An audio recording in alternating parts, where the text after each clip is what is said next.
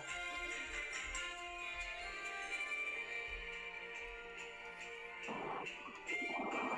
Hi, Hey, is this Coy? it's Coy. Coy, Yes, sir.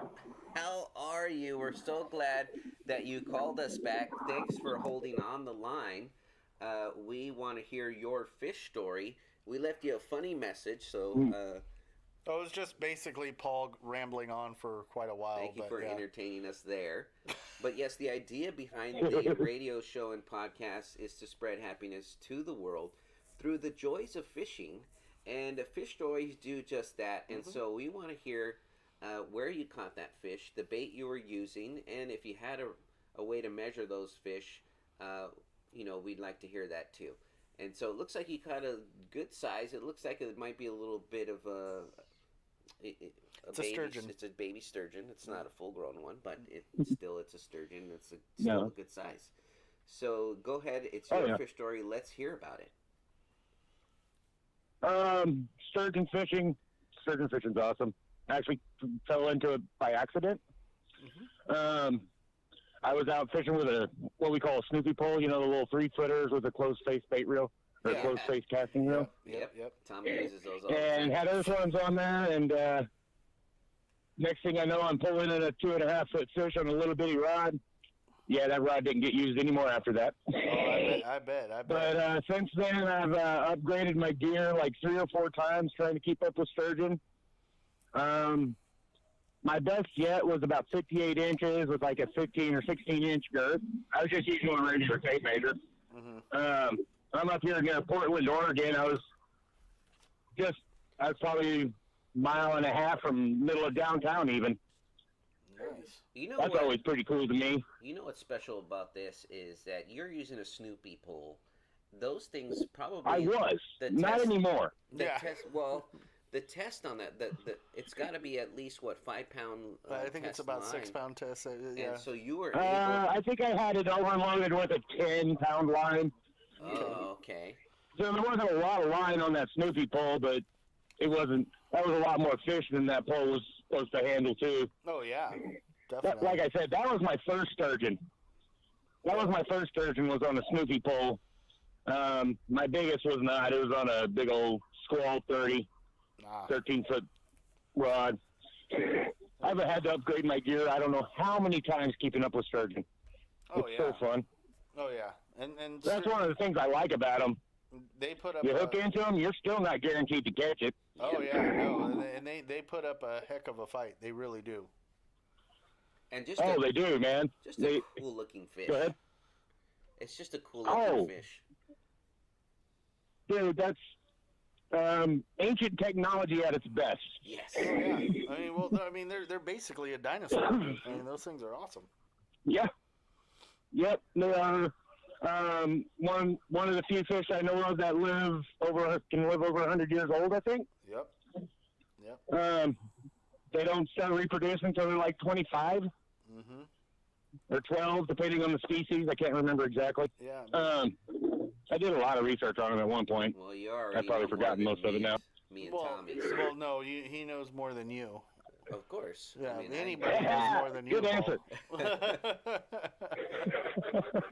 I just see a photo and I wouldn't claim that though. Look at that thing. 3 weeks ago, you called one a shark, and I told you that's a sturgeon because you saw the belly. Well, if you look at the fish on its belly, like sometimes we get photos. In your defense, it was a far picture, and it was on its back, so all you saw was the belly, and you said, "Oh, that's a shark," and I said, "There's no sharks in Idaho." I mean, relatively, when you're looking at it, and we live in Huntington Beach, and so. True. I just, when people often, when they pull up a shark, it's like... It looks like that. I get it. I understand. And it's so, okay. You don't need dude. Had I used my brain... I would like that opportunity, too. Had I used my brain, I would have known that the collar was not near any ocean. Yeah, but you don't use your brain very often, so it's okay. Rarely, and Tommy and I start off the show. Try not to. Well, we start off drinking and everything else during the show, too, so it's we don't really use our brain all that often, but... I use it a little bit. It's all right for a fisherman. I don't wake up very early. Yeah, see, and there you go. See, I try to get Tommy to go fishing early, and here's the discussion with me and Tommy. I'm like, hey, let's get some more video footage of us on the water, and I say, Tommy, let's get up early and go do it. And he's like, I'm not getting up early. Like, well, I'll meet you at 9. I'm like, we're gonna miss the morning fish bite. He's like, well, I can fish with you at nighttime. And I'm like, but there's no video. I guess that. At nighttime, it's not the same. Like, we need lighting, and the video's not gonna be that great. And he's like, I'm not getting up early. Like, there's. That is actually a true story. That was actually last night. And that's why you host a radio show in the morning instead of going to the pond. That was last night's actual conversation. We scheduled the radio show around Tommy's sleep schedule. We have quite a bit of a following on the East Coast, and so we figured let's do this radio show at 5 a.m. That didn't happen. Tommy slept right through. Slept right through. Yep. So I would have. I had to do the show a couple of times by myself. We had some guest people come in the studio, and we were able to cover. But I had to do a couple myself. So I finally told Tommy, "What time is good?" Like, he's yawning right now as I'm telling the story. I'm not gonna lie. What time is good for you? He's like, "Well, I could do 7. Need more caffeine." Yeah. What time? And so he's like 7. Like, I'll be here at 7. So I want to do it a little bit earlier because, if you're your Saturday, if it's 3 hours on the East Coast ahead of us, their day's already started. Right. And when we first started out, there was quite a bit of people who would miss their scheduled time. Now we have enough of a following where people actually, it doesn't matter what they're doing, they come on the show. Yeah, they come on the show. They call back. We had a real rough start because people were like, I have a softball game, or they had just whatever they were doing, and now people will talk to us at their softball game. Yeah. They'll be like, I took a time out. I'm at my softball game. It's because people want to talk to me. And they'll do it. They didn't really know what it was and what we were doing, but here we are. Yeah, we scheduled it around Tommy's time. Yeah, we did. So we understand not fishing morning bite. Honestly, that was last night's conversation. He goes, we need to go out there and get some more video while we're fishing. And I said, okay, fine, I'll meet you at 9. And he goes, well, we're gonna miss the morning bite. And I said, well, I'll fish for bass. They hit any time of the day. So I had to. So that's one thing I miss about living up here. I don't get the good bass like I used to back home. Yeah, see, and that's. I grew up in Oklahoma fishing for bass and catfish, and it's really trippy. Oh yeah, and trout don't hit like bass. Sturgeon don't hit like bass or catfish. No. Yeah. No, but and down here we have a lot of. In Southern California, we have bass, we have trout, we have catfish, we have panfish, and I'll seriously change my species that I'm targeting if I can sleep in just a little bit. I'm not gonna go for the early. I'm not gonna go for the early morning trout bite if I can sleep in. I hear the pan fry works on multiple species. There you go. We're good. Yeah. See, there you go. We're done. Yeah. Well, thanks for coming on. Actually, you want to know what's really awesome? Yes. What's that? Is just the other day I got to be a part of a young man getting to experience his first sturgeon. I'll post the video on your webpage here in a little while. Oh, beautiful. And it was really awesome that I got to help with that. My friend's girlfriend brought her nephew out, and his dad came out, and he didn't have a fishing license, so he minded a little bitty fire because it was cold the other day.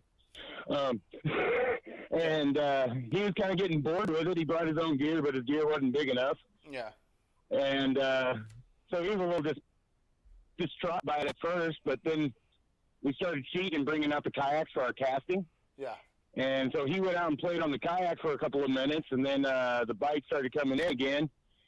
And just to see that kid get excited on his first sturgeon was pretty awesome. Almost more awesome than the biggest fish I've caught. I would say. No, yeah, that's what it's about, is getting it into the hands of other people, getting little ones trying it and seeing the look on their face. That's what I love. Oh, yeah. I love seeing that shit. Oh, yeah. So, that's awesome. Try not to cuss. That's all right. It happens. We're anglers. It happens. You know? It's not too much. But no, that's awesome, man. Tried very hard. Yeah, you did well. You did well. I'll give you an A for effort. Sweet. Thank you very much for the stories and you taking someone else out and helping them catch a fish. That's beautiful. Definitely. It's a great story. And continue Heck to send us. Thanks for sharing the love of fishing. Oh yeah, no, definitely. That's what we do. I mean, it's just all part of the fun, man. So, all right. Please continue Coy, to do take so. care. Much love. I guess I got other stuff to go do. I would do that sometimes, and this next time I'll actually read that it says Eastern time instead of thinking I was 10 a.m. normal time. There you go. Yeah, we do. That's just force of habit. We just put Eastern because. Yeah, you already said that's where your demographic is. It's a good a good chunk of it. Yeah. Well, thanks for coming on the show. I can understand that. Tight lines. Tight lines, Coy. Take care, buddy. Have a great Saturday. Enjoy your weekend and fish more, man. Yeah, we're gonna post this up for you in I just hope a few so. moments. It'll be available for your listening pleasure, and you can share it with all your fishing buddies. I get to see how weird I sound on phone. And you know what? Keep sending in photos. We'll put you on the air again, or you can write out a blog and we'll put it on our blog page. So we'll keep. I'm probably not going to be doing any writing. That's like pulling teeth for me. Well, you know what? I agree with you a little bit on that one because I don't write anything unless it's a food order. But take care, Coy. Have a good one. Tight lines, bud. Have a great Saturday. Tight lines. Safe travels. All Bye. right. Yeah. Bye-bye.